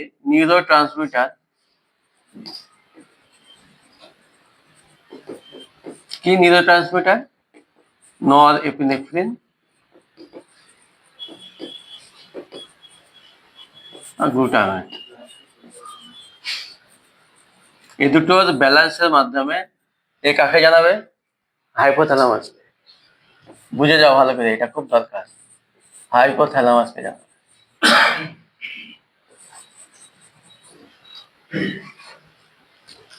প্রিফ্রন্টাল কর্টেক্স। এবার হাইপোথ্যালামাস বেশি কাজ করবে না কম কাজ করবে তাকে আবার রেগুলেট করছে উপর থেকে আসবে না, সেটা হচ্ছে থ্যালামাস। এবারে সবসময় রেডি, আমার মানসিক অনুভূতি, ব্রেনের ডাটা, আমার চিন্তা ভাবনা, আর এই যে থ্যালামাস আসছে, থ্যালামাসটা কোথেকে পাচ্ছে ইমোশনটা? এক্সটার্নাল ইমোশন বা ট্রিগার। এটা শুধু এই হরমোনের জন্য, সব হরমোনের জন্য একই প্রযোজ্য। যেমন ধরো ভয়, রাগ, লোভ, হিংসা, অস্থিরতা, এখন যেটা খুব বেশি। তারপরে যে ফ্রিকুয়েন্ট টপিক চেঞ্জ, মানে এই সমস্ত এক্সটার্নাল ফ্যাক্টর কাকে উত্তেজিত করবে? থ্যালামাস। এই থ্যালামাস প্রিফ্রন্টাল কর্টেক্সের সুনিয়ন্ত্রিত, চা দিয়ে দাও একবার, প্রিফ্রন্টাল কর্টেক্স এবং থ্যালামাসের সুনিয়ন্ত্রিত কার্যক্রমের মাধ্যমে হাইপোথ্যালামাস কি করে?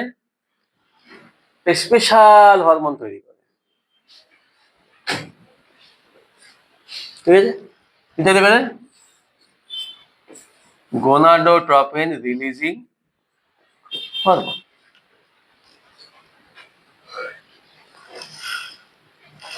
এটা কাকে দেয়?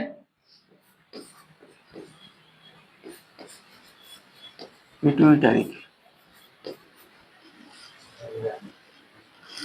এ অনেক কিছু তৈরি করে। এ পিটুইটারি এবার তিনটে পার্ট আছে, সামনের, পিছনের, অ্যান্টেরিয়র, পোস্টেরিয়র। তো অ্যান্টেরিয়র পার্টে যাবে, এইখানে গিয়ে এই হরমোন এর সাপেক্ষে এবার স্পেশাল কিছু হরমোন তৈরি করবে। যদি আমার বাইরকার মানসিক চিন্তা ভাবনা, ব্রেনের মধ্যে ডেটা ডেভেলপমেন্ট, আর এই বাইরকার এই, ধরো একটা মহিলা 5 বছর 10 বছর বয়স, তার এখনো বেশ ডেভেলপমেন্ট হয়নি, তো খুব পাকা, সেক্সুয়াল ভায়োলেন্স বা বিভিন্ন রকম জিনিসপত্র খুব এক্সপোজ, তো ওই মেয়েটা কিন্তু দেখবে না 1 বছরের মধ্যে সেক্সুয়ালি ডেভেলপমেন্ট হয়ে যাবে, মেন্টাল এবং ফিজিক্যালি। কেন? এই স্টিমুলাস ঢুকছে, এই ঢোকার ফলে হাইপোথ্যালামাস থেকে জিএনআরএস তৈরি হচ্ছে, পিটুইটারি, এখান থেকে তৈরি হবে তখন কি? Follicle stimulating hormone.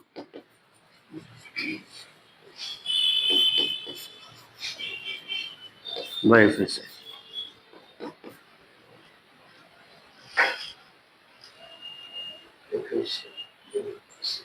হলো? এই কি করবে? এবার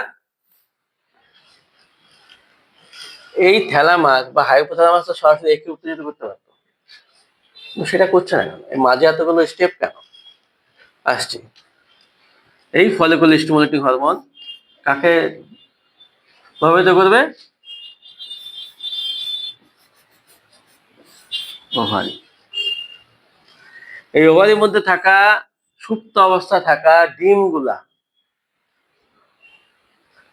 এবং ফলিকুলার সেলগুলা, যে ফলিকল সেল থাকে ওভারির মধ্যে, এই ফলিকল সেল থাকে, ফলিকল সেল থেকে যেখান থেকে ইস্ট্রোজেন তৈরি হয় এবং ডিম তৈরি হয়, সেগুলোকে এই হরমোনটা কি করবে? উত্তেজিত করবে, মানে বাড়াবে, বৃদ্ধি করবে। ডিমটা আস্তে আস্তে বড় হবে, ডিম যখন বড় হবে ততক্ষণ কি হবে? তৈরি হবে ইস্ট্রোজেনও তৈরি হবে। এই লোকাল ইস্ট্রোজেন তখন কি হবে? ওই যে ইউটেরাসের দেওয়াল বড় করবে, সার্ভিক্সের দেওয়াল বড় করবে, ভ্যাজাইনাল ওয়াল সুন্দর রাখবে, বাকি যেগুলো পিচ্ছিল রাখবে, ব্রেস্টটা সুন্দর রাখবে, চোখ মুখ চেহারা চকচক করবে, একটা মেয়েলি স্বভাবে যা যা বৈশিষ্ট্য সেগুলো উন্নত হবে। এখন যখন এই ডিমটা ফুটে গেল, তাহলে ডিম যখন ফুটে গেল, তাহলে এই ডিমটা দুটো পদ্ধতি হয়, ডিমটা কাজে লাগবে, না হলে নষ্ট হয়ে যাবে। যদি বাচ্চা হয় তাহলে বাচ্চা কাজে লাগবে, না হলে নষ্ট হয়ে যাবে। এই যখনই ডিম ফুটে যাবে, ডিম যখন ফুটে বেড়ে যাবে, তখন এখানে একটা স্পট তৈরি হয়। কি তৈরি হয়? একটা স্পট তৈরি হয়। একে কি বলা হয়? Corpus luteum. যখন ইস্ট্রোজেনের কাজ শেষ, তখন এখান থেকে এ তৈরি করবে কি, LH, লিউটিনাইজিং হরমোন তৈরি করবে। এই লিউটিনাইজিং হরমোন এই কর্পাস লিউটিয়ামকে উত্তেজিত করবে। এই কর্পাস লিউটিয়াম উত্তেজিত হয়ে কি তৈরি করবে, প্রোজেস্টেরন।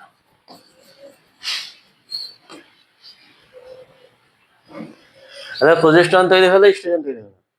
যখন দেখবে প্রোজেস্টেরন, যখন দেখবে যে ফলিকল বা ওই ওভামটা যখন কাজে লাগবে না, যদি ইমপ্ল্যান্ট হয়ে যায়, তাহলে এই প্রোজেস্টেরনটাই আরো মজবুত ভাবে তাকে কাজে লাগাবে, মজবুতি করবে।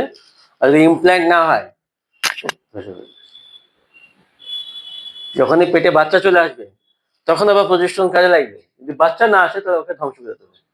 তাহলে এই জন্য অনেকে মাইক্রোনাইজড প্রোজেস্টেরন ওষুধ দেওয়া হয়, যাতে বাচ্চাটা ইউটারাসের মধ্যে, ওয়ালের মধ্যে আটকে থাকতে পারে, যাতে থ্রিটেন অ্যাবর্শন না হয়। যদিও সেটা প্র্যাকটিক্যালি আর্টিফিশিয়াল বাইরে রাখার দরকার নেই, ভেতর থেকে যা তৈরি হয় তাই সাফিসিয়েন্ট। কিন্তু আমরা খাই ভয়ে। 30 বছর বয়সে বিয়ে হয়েছে, 33 বছর বয়সে বাচ্চা হয়েছে, একটা বাচ্চা হয়েছে যদি কোনো রকম আবার যদি নষ্ট হয়ে যায়, জীবনটা বরবাদ। সেই ভয়ে আমরা বাইরে থেকে মাইক্রোনাইজ প্রোজেস্টেরন 200 পাওয়ারে, 300 পাওয়ারে, 400 পাওয়ারে খাই। এবং আমাদের এই আত্মবিশ্বাস নাই যে ওভারিতে আমার কর্পাস লিউটিয়াম থেকে প্রোজেস্টেরন তৈরি হয়, এই আত্মবিশ্বাসও আমার নাই, বিধায় আমাকে খেতে হয়। সমস্যা হচ্ছে আমরা এগুলো সব বুঝে না স্যার। রোগীকে বোঝার দরকার কি, আপনাকে বোঝাতে হবে।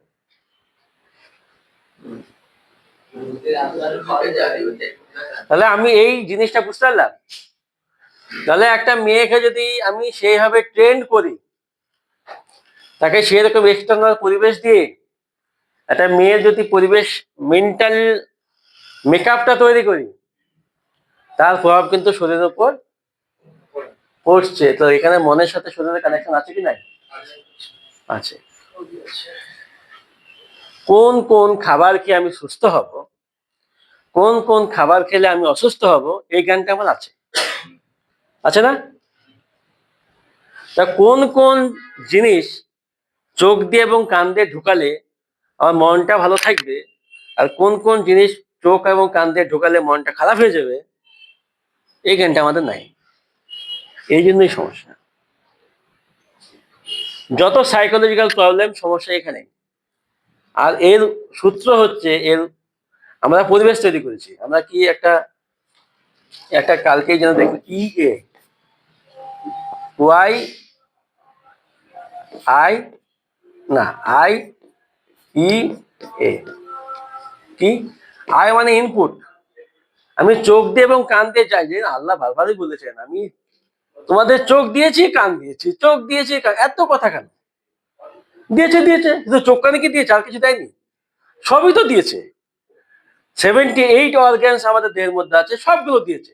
তারপরে আল্লাহ বারবার চোখ কানের কথা উল্লেখ করছে, কারণ চোখ কানে একটি স্পেশাল ভূমিকা আছে। যে মনকে, যে আত্মাকে তৈরি করার জন্য তোমাকে এই পৃথিবীতে পাঠানো হয়েছে, সে আত্মাকে, সে মনটাকে ডেভেলপ করার জন্য চোখ কানের বিশেষ ভূমিকা রয়েছে। বিশেষ বলে না, শুধু এটারই ভূমিকা রয়েছে। চোখ কান বিবেক, চোখ কান বিবেকে যারা সৎ ব্যবহার করে তারাই সফল। চোখ কান বিবেক সম্পর্কে তোমাকে জিজ্ঞাসা করা হবে, এটা বারবার কোরআনে আল্লাহ বলেছেন।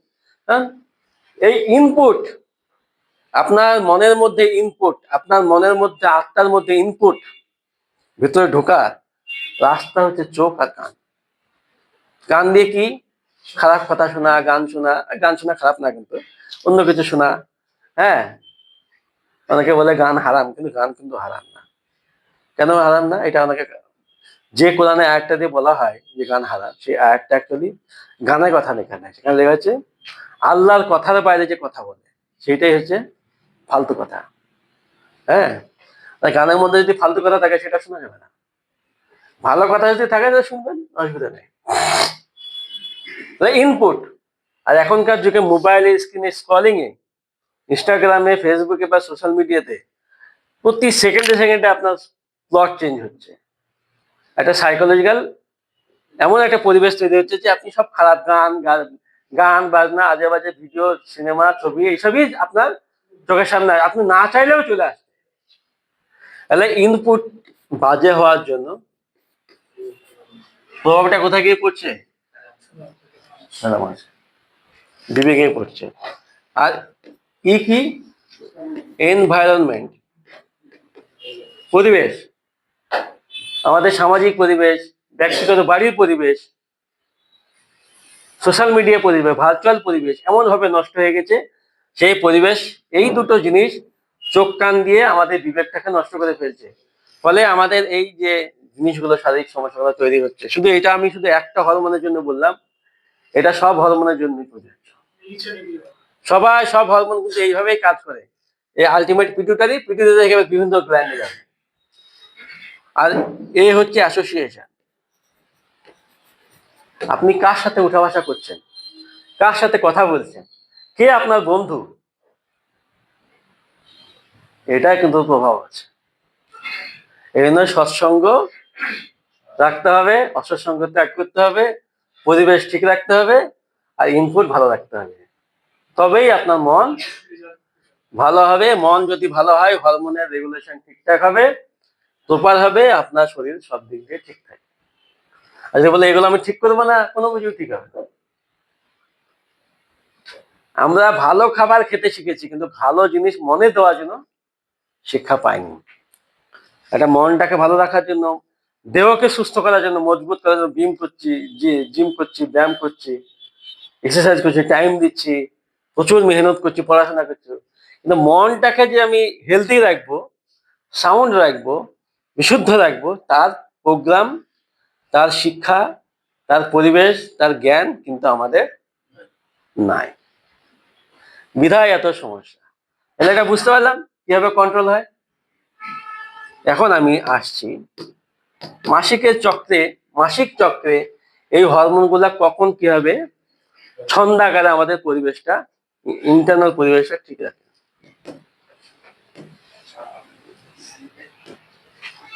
বুঝতে গেলে অসুবিধা হচ্ছে গো?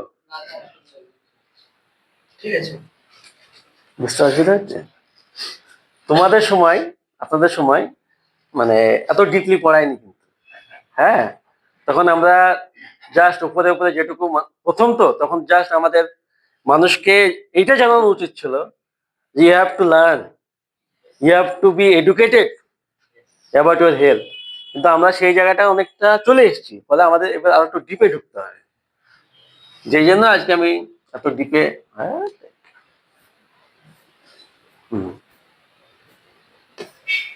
এইটা কি করা যায় না, ফরম্যাট করা যায় না?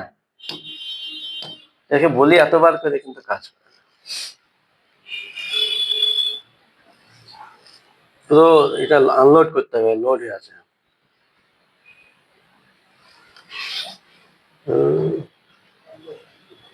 এই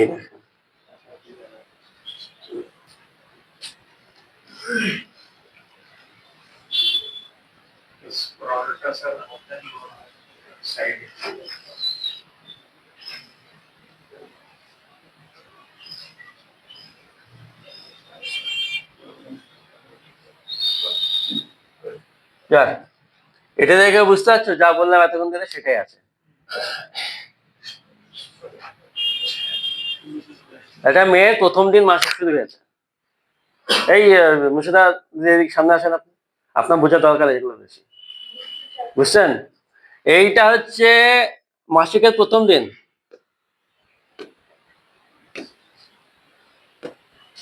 এটা হচ্ছে মাসিকের এটা মাসিকের প্রথম দিন।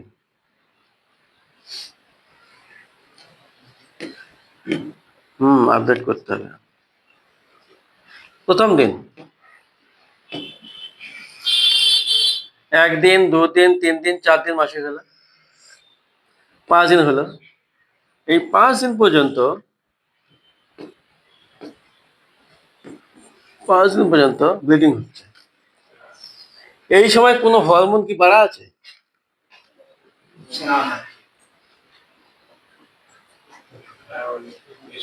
কোনো হরমোন কি বাড়া আছে? না, সবাই লাইনে, বেস লাইনে সবাই আছে। এটা তো বেস লাইন, মানে এইটা সবসময় দেহের মধ্যে থাকবে। এখান থেকে এই বেস লাইনটা সবসময় হরমোন এই লেভেলটা ব্লাডে থাকবে, কিন্তু এই টাইমটার মধ্যে কোনো হরমোন বাড়া কমা কিছু আছে না, সবাই একই লাইন আছে। এবার যখন 6 দিন, 7 দিন, 8 দিন, 9 দিন, 10 দিন, 11 দিন, 12 দিন, 13 দিন, পৃথিবীর মধ্যে যত মহিলা আছে প্রত্যেক মহিলার এই সিস্টেমটা এক ইউনিভার্সাল, কি যেদিন মাসিক হবে ঠিক মানে ডিম ফোটার পরে, মানে একটা মেয়েদের যখন ডিম ফোটে, যদি সত্যিকারেই ডিম ফোটে, ডিম ফোটার ঠিক 16 দিনের মাথায় মাসিক হবে। 16 দিনের মাথাতেই হবে। ডিম ফুটলে যে প্রক্রিয়াগুলো চলে, কেমিক্যাল বায়োকেমিক্যাল প্রসেস গুলো চলে, এগুলো এমন ভাবে ডিজাইন করা আছে 16 দিনের মাথায় সেটিং হবে, ইউটারাসের ওয়াল থেকে যেগুলো তৈরি ছিল সব সেটিং এ নেমে যাবে। এই সিস্টেমই করা আছে, এটা ব্যতিক্রম করা যাবে না।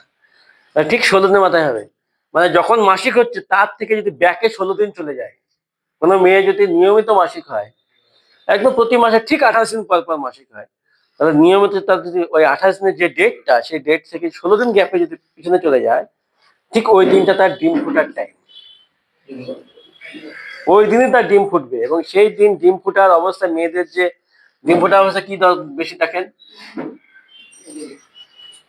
ইস্ট্রোজেন বেশি, ঠিক আছে, এফএসএইচ বেশি, এলএইচ বেশি, ইস্ট্রোজেন বেশি, মানে সেই সময় মেয়েদের একটা শারীরিক চাহিদা, দেহ মুখের একটা ভাব, স্বভাব, চরিত্র অন্যরকম হয়ে যাবে। এবার এই যে রেড কালার আস্তে আস্তে কি হচ্ছে, বাড়ছে। আর এলএইচ কি হচ্ছে, বাড়ছে। প্রোজেস্টেরন বাড়েনি কিন্তু, এইটা ডিম ফোটার টাইম, এইটা এদের 14 থেকে 16 যোগ করলে কত হয়, 28, মানে এই 16 দিন গ্যাপ। তাহলে এই ডিম যখন ফুটে গেল তখন কি কমে গেল, এলএইচ কমে গেল, কি বেড়ে গেল, প্রোজেস্টেরন বেড়ে গেল, রিস্ট্রিক্ট যায় না, কমে গেল। তাহলে শেষ হাফে স্ট্রোজেন বেশি, ফার্স্ট হাফে এই শেষ হাফে প্রোজেস্টেরন বেশি, আর এটা হচ্ছে স্ট্রোজেন বেশি। বুঝা গেল? যেটা আমি আগে যেটা বুঝালাম সেটা পিকচারে করা আছে, আবার ছবি আছে,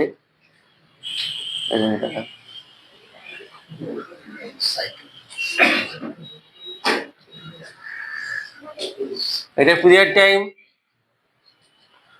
প্রলিফারেটিভ টাইম, মানে এই সময় ইউটেরাসটা বড় হচ্ছে, সার্ভিক্স বড় হচ্ছে, ভ্যাজাইনা তৈরি হচ্ছে, ডিম তৈরি হচ্ছে, ডিম তৈরি হয়ে ডিম ফুটলো, ডিম ফোটার পরে কি হলো, সিক্রেটারি ফেজ। সিক্রেটারি ফেজ কার, প্রোজেস্টেরন। তাহলে কি হচ্ছে, এই সময় কিন্তু সবাই বেস লাইনে আছে। এরপরে কি তৈরি হলো দেখো, এই যে এফএসএইচ সাদা, এটা বাড়ছে আস্তে আস্তে, এই যে বাড়ছে, যে বাড়লো সঙ্গে কি বাড়ছে, ইস্ট্রোজেন বাড়ছে।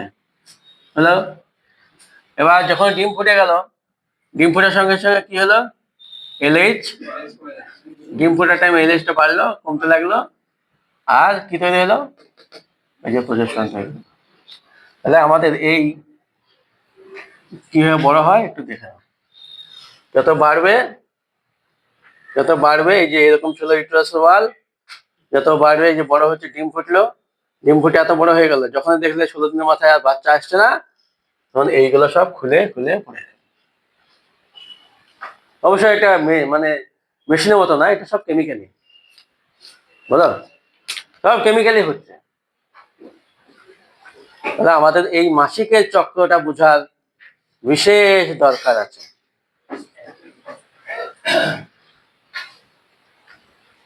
আমার বইয়ে আমার এতে একটা বই আছে, নিয়ে এসো তো। তাহলে এবার আমরা শুরু করি। মাসিকের চক্রে যে আমরা করছি, এই যে হরমোনাল ডিসব্যালেন্স,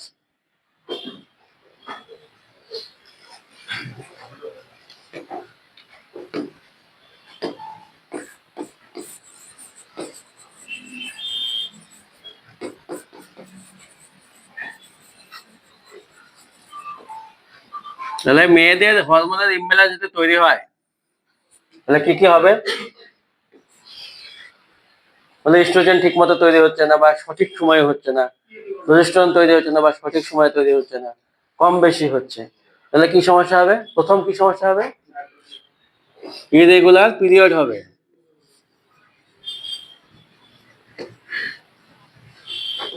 এই ইরেগুলার পিরিয়ড ঠিক করার জন্য দেখবা সবাই কিন্তু সেই হরমোনই দেয়। কি দেয়? প্রজেস্টেরন দেয়, ইস্ট্রোজেন দেয়, ইস্ট্রাডাল দেয়, মানে হরমোন, বায়োটাল হরমোন সাপ্লিমেন্ট দেয়, খাওয়ায়। যেমন আমরা থাইরয়েড হরমোন না কমে গেলে যেমন এলটক্সিন খাওয়ায়, এরকম মেয়েদের মাসিকের গন্ডগোল হয়ে গেলে বাহির থেকে ইস্ট্রোজেন বা প্রজেস্টেরন সাপ্লিমেন্ট দিই। এখন বাহির থেকে যদি ওসিপি ট্যাবলেট, নাম শুনেছ? ওরাল কনসেন্ট্রেটেড পিল, এলে আমরা দেখলাম যে হাইপোথ্যালামো পিটুইটারি ওভারিয়ান অ্যাক্সিস, যেটা আমরা বললাম এতক্ষণ ধরে ব্রেন থেকে যেভাবে কন্ট্রোল হয়, বাহির থেকে যদি এটা দিই তাহলে এই হরমোনটা এই অ্যাক্সিসে কি করবে? বাধা দেবে, একে নর্মালি কাজ করতে বাধা দেবে। মানে ও জানছে, ব্রেন বুঝতে পারছে, মানে ব্রেন সেন্স করছে যে ব্লাডে আমার হরমোন আছে, ব্লাডে আমার এই বায়োলজিক্যাল হরমোন আছে, তাহলে নিজে তৈরি করা কি করবে? কমিয়ে দেবে। এবার কমিয়ে দিলে কি হবে? যদি নিজে এলএইচ এফএসএইচ তৈরি করা কমিয়ে দেয়, এই অ্যাক্সিসটা কি হবে? অক্ষম হয়ে পড়বে। যদি অক্ষম হয়ে পড়ে তাহলে এই মেয়ের এটা খাওয়া অবস্থায় বাচ্চা আসবে? আসবে না। এই জন্য বাচ্চা না নেওয়ার জন্য ওসিপি খাওয়ায়। যদি এই মেয়ের বাচ্চা যদি চলে আসে পেটে, যদি পেটে বাচ্চা চলে আসে এবং 72 ঘন্টার মধ্যে যদি হাই ডোজে প্রজেস্টেরন দিতে পারে,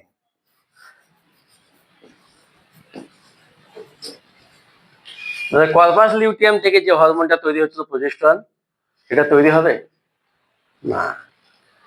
তৈরির দিকে যখন ভিতর থেকে তৈরি হবে না, তাহলে অ্যাক্সিস কাজ করবে না। তখন কি হবে? যে বাচ্চাটা ইনকেস যদি চলে আসে, সে বাচ্চাটা বসার জায়গা পাবে না, ভেঙে পড়ে যাবে, তাহলে অবর্ষণ হবে, বাচ্চাটা আসবে না। কোনো মেয়ের মাসিক নিয়মিত হচ্ছে না, মানে হরমোনের ছন্দটা নষ্ট হয়ে গেছে, এখন বাইরে থেকে আমি 21 দিন খাওয়াইলাম, মানে 21 দিনে হরমোনটা লেভেল থাকলো, তাহলে ততদিন মাসিকটা